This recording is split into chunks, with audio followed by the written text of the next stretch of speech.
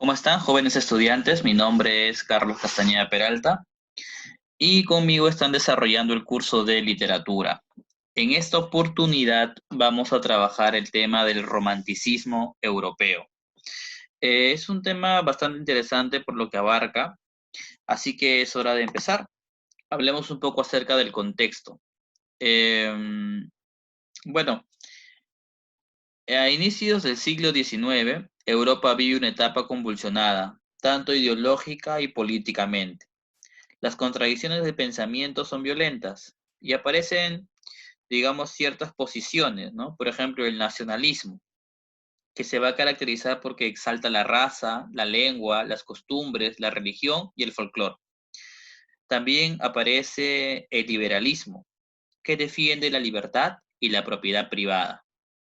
Por otro lado está el conservadurismo, ¿no? Que domina la política oficial en Europa desde 1815 hasta 1830 y rechaza el liberalismo y toda ideología revolucionaria. Y por último tenemos el socialismo utópico, que defiende pues los intereses del proletariado, ¿no? La revolución industrial es el hecho más importante, se desarrolló una economía industrial y comercial. Ahora bien, tenemos que hacer una acotación. En 1770 surge el movimiento literario que se va a denominar Tormenta y Pasión. En Inglaterra aparece la corriente llamada laquismo, ¿de acuerdo? Que agrupa a poetas que vivieron junto a los lagos y que se inspiraron en los encantos de la naturaleza. Ellos van a componer sus poemas entre 1798 y 1815. En tanto a la definición, nosotros podemos decir que, bueno, el romanticismo fue un movimiento que se originó en Alemania y el Reino Unido y dominó la literatura europea desde fines del siglo XVIII hasta mediados del siglo XIX. Entre sus principales características destacan el rechazo al neoclasicismo, ¿ya? La preeminencia de la subjetividad y el culto al yo, la libertad creadora y el interés por el pasado y la idealización de la naturaleza. En definición, podríamos decir entonces que el romanticismo es un movimiento cultural, artístico y literario, con espíritu renovador y rebelde, que surge a fines del siglo XVIII en Alemania y en Inglaterra hasta mediados del siglo XX, en oposición al neoclasicismo. Entre las características vamos a tener que presenta como base filosófica el idealismo, también es individualista, subjetiva y hay un culto al yo, predominio de las pasiones y sentimientos. Estas pasiones y sentimientos muchas veces son desenfrenados, ¿verdad? Muy intensos. Exalta la libertad para la creación. Hay una visión pesimista de la vida. Esta visión pesimista, jóvenes, se va a dar a raíz de la conciencia del fracaso de la razón, conocida como mal de siglo, ¿ya? Otra característica que se menciona también es el escapismo. El escapismo es el rechazo de la realidad presente. Lleva al ensueño interior y al interés por los lugares exóticos, entiéndase por lugares exóticos, lagos, paisajes, grutas, etc. Luego también presenta el sentimiento de la naturaleza, ¿no?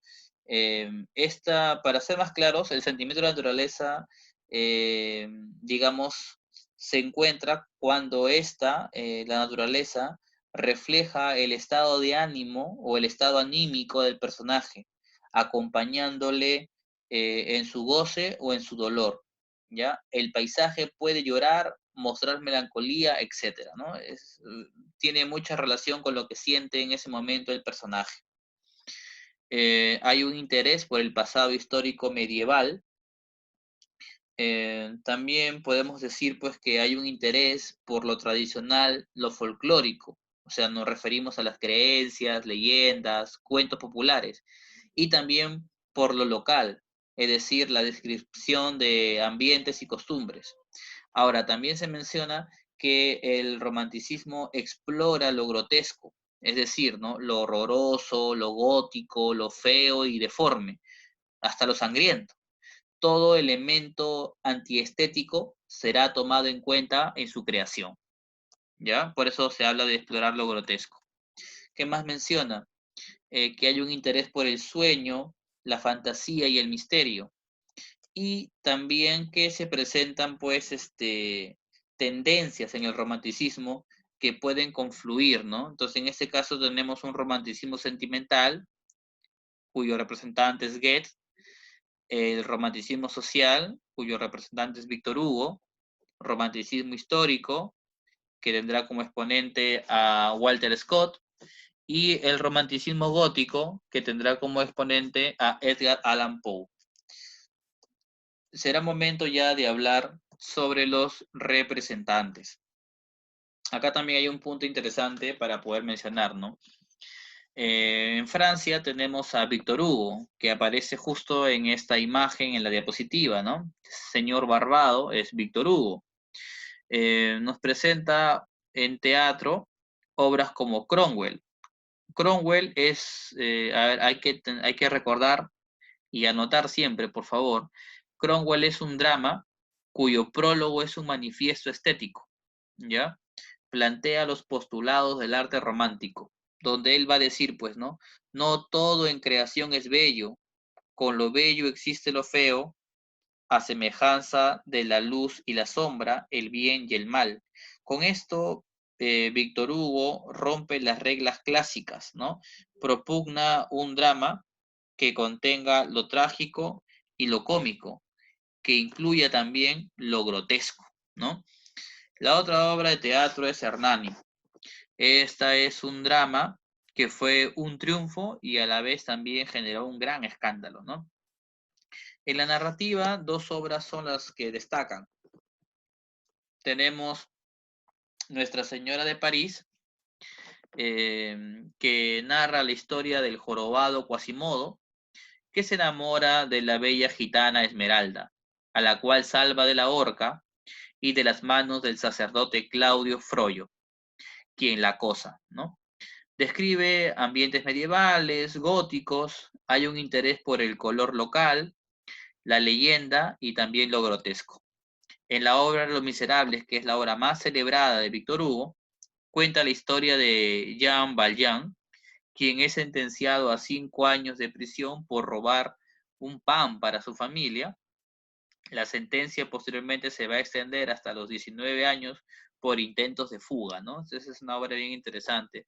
Ahora, Víctor Hugo también hace poesía, ¿ya? Habría que anotar ahí que la obra poética de Víctor Hugo serían pues obras como Odas y Baladas, otro libro es Los Orientales, y un tercer libro para mencionar sería La Leyenda de los Siglos, ¿ya? Entonces, obras poéticas de Víctor Hugo, Odas y Baladas, Los Orientales y La Leyenda de los Siglos. En Inglaterra tenemos también dos escritores importantes, Lord Byron y Walter Scott. Lord Byron con la obra Las peregrinaciones de Childe Harold. Esta obra es un extenso poema narrativo autobiográfico, ¿ya? Describe los paisajes y reflexiones de un hombre joven, hastiado del mundo, desilusionado de una vida de placer, mientras goza de los paisajes de las tierras extranjeras por donde va pasando. En el caso de Walter Scott y la obra Ivanhoe, entiendan que es una novela histórica ambientada en la época medieval del siglo XII. Scott es el creador, y es un detalle muy importante lo que voy a mencionar, Scott es el creador de la novela histórica, ¿ya? Hay que tenerlo muy en claro, anotarlo al costado del cuaderno, en la diapositiva, como tengan, es el creador de la novela histórica. Sigamos avanzando y llegamos a Estados Unidos, donde tenemos como primer y gran representante a Edgar Allan Poe.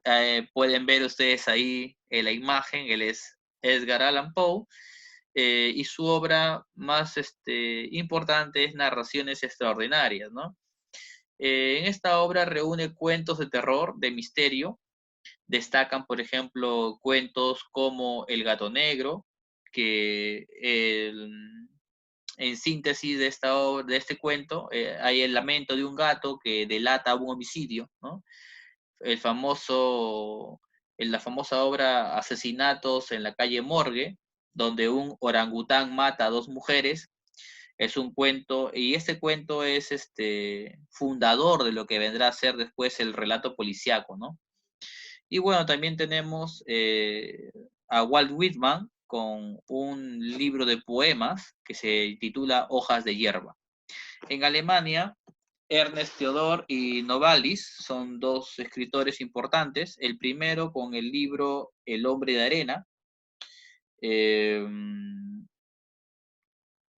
que bueno, es un texto, es un relato que cuenta la historia de Nathaniel, quien se enamora de una autómata que se llama Olimpia, ¿ya? El descubrimiento de la verdad lo lleva obviamente a la locura y a la muerte, ¿no? Y en el caso de Novalis, eh, el famosísimo libro de poemas llamado Himnos a la noche, ¿no? Bueno, pero aquí en Alemania todavía nos faltaría mencionar a uno más, que es el más importante, Wolfgang Goethe, ¿ya? Que nace en 1749, pero muere en 1832, ¿no? Es de origen acomodado y burgués. Goethe estudió leyes, pero se dedicó a la literatura, perteneció al movimiento Tormenta y Pasión, y Goethe en sus obras representa pues la protesta y la rebeldía contra las actitudes racionalistas de los perceptistas neoclásicos, ¿no? Bueno, entre las características de este escritor tenemos, bueno, ya okay. Entre las características de este escritor tenemos la erudición, ¿no es cierto? Hay un afán por el conocimiento, porque este escritor cultiva varias ciencias, el espíritu renovador. Su obra literaria, en el caso de Goethe, pasa por etapas. La primera etapa es una etapa romántica y rebelde. Después de un viaje que él va a dar por Italia, se inclinará por lo clásico y equilibrado, y esta es la segunda etapa, ¿no? La etapa clásica. Eh, Nuestro amigo Goethe tendrá dos obras importantes, bueno, tendrá varias obras importantes, pero en las más destacadas tenemos a Las cuitas del joven Werther y también Fausto, pero un detalle, ¿no? Las cuitas del joven Werther pertenece a su etapa romántica y Fausto pertenece a su etapa clásica. Con esta advertencia podemos pasar a hablar ya de Las cuitas del joven Werther. Esta obra, que se escribe en 1774, este fue el año de su publicación, pertenece al género narrativo. El tipo de especie es una novela de tipo epistolar, porque la novela en realidad es un conjunto de cartas, ¿no? Tú lees todas las cartas y entiendes lo que intenta mencionar en la novela. Por eso se le llama novela de tipo epistolar, ¿ya? Eh, por otro lado, está conformada por dos partes y lo que sería al final las notas del editor, ¿no? La primera parte, que son cartas que el personaje principal, Werther, envía a su mejor amigo Guillermo. La segunda parte también son cartas que envía el personaje Werther a otros tres personajes, ¿no? A Guillermo, a Carlota y a Alberto. Y por último, las notas del editor, que vienen a ser los apuntes de quien narra los últimos días de Werther y presenta las últimas cartas del protagonista, ¿no? El narrador siempre se encuentra en primera persona, es un narrador personaje, utiliza un lenguaje lírico y emotivo. Hay una descripción de la naturaleza como personaje, ¿no? La naturaleza siempre está acompañando los sentimientos del protagonista, aporta los rasgos esenciales del romanticismo, como el amor, la muerte, la naturaleza, el sentimentalismo, el escapismo, la rebeldía frente a la convención, ¿no? Entre otras cosas. El lugar donde se realiza la historia es la aldea de Walling, El tema principal, recuerden, el tema principal es el amor vedado o prohibido. Entre los temas secundarios se encuentra la pasión, el escapismo, la naturaleza, el sentimentalismo, la libertad, la crítica contra las convenciones sociales, ¿no? La angustia, la desesperanza, incluso la muerte también. Bueno, acá en la diapositiva hemos colocado pues los personajes, ¿no? Werther, que es el joven idealista y apasionado, Carlota, que encarna el amor imposible, Alberto, que es el esposo de Carlota y viene a ser un personaje decente y burgués, pero también falta mencionar acá a Guillermo, ¿no? Que no es un personaje que, digamos, es básicamente un receptor, ¿no? De las cartas de Werther, pero este personaje representa la amistad dentro de la obra, ¿no? En el caso del argumento, Werther, bueno, como ustedes ya le he mencionado, ¿no? La novela está dividida en dos partes porque lo último son las notas del editor, ¿ya? Y acá tendremos que mencionar lo siguiente, ¿no? Werther, a través de cartas a su amigo Guillermo, cuenta su llegada a esta aldea, ¿no? La aldea de Wallim, con la finalidad de encontrar paz, ¿no? Él, este personaje Werther, quiere escapar del mundo, digamos, urbano o de la ciudad, ¿no? Para encontrar paz y tranquilidad, ¿no? Una paz para su espíritu, por eso se va a esta aldea. Bueno, cuando él llega, pues se entretiene en la lectura, ¿no? Contemplando la belleza del lugar, pero luego va a ser invitado a una reunión y ya en esa reunión conoce a una dama, ¿no? A una dama que responde al nombre de Carlota, de quien Werther queda enamorado perdidamente. Pero hay un pequeño detalle, ¿sí? ¿Cuál es ese detalle? Que esta hermosa dama no está libre, ¿no? Esta hermosa dama está comprometida con otro caballero que responde al nombre de Alberto, ¿ya? Quien se encuentra de viaje, ¿no? Se encuentra de viaje, pero en un momento determinado, Alberto va a regresar de este viaje que tiene, que es un viaje de negocios. Bueno, Werther cultiva amistad con Alberto, ¿ya? Cultiva una amistad con Alberto, salen al campo a pasear los tres, ¿no? O sea, Alberto, Werther y Carlota. Es una situación bastante incómoda en realidad, ¿no? Pero así sucede. Pero al atardecer y de regreso a casa, cuando ya termina el paseo, Werther pues se queda solo, angustiado y muchas veces desesperado. Entonces busca refugio en la soledad de los campos, los valles, ¿no?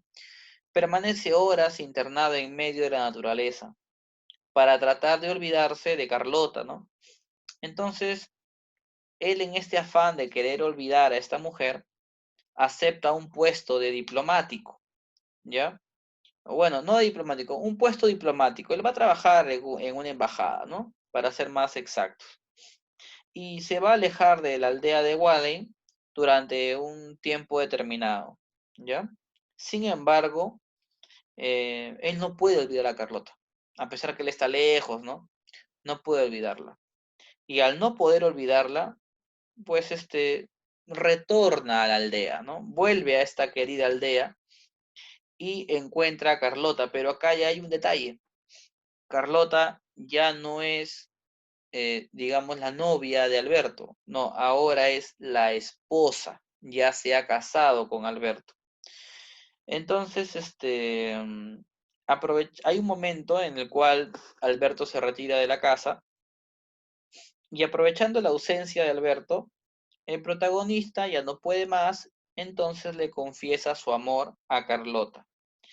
Em, Lo que sucede a continuación es que Carlota también siente afecto por Werther, pero esta relación no puede darse porque ella ya está casada. Entonces Werther, al ver que no puede continuar una relación sentimental con una mujer casada, decide poner fin a sus días con un balazo en la cabeza. Y no lo hace en cualquier momento, sino lo realiza un día víspera de Navidad, ¿no? Espera todavía Werther para ponerle fin a sus días, ¿no? Y bueno, eso es básicamente el argumento de esta, no, de esta obra, esta novela epistolar, La escudita del joven Werther. Eh, bueno, eso sería todo lo que puedo mencionar hasta ahora en el caso del romanticismo europeo. Como siempre, quedo al pendiente de sus preguntas. Por favor, sin dudas, hacérmelas llegar al correo. Y bueno, será ya conmigo hasta la siguiente clase. Que tengan todos ustedes una muy bonita semana. Hasta pronto, muchachos.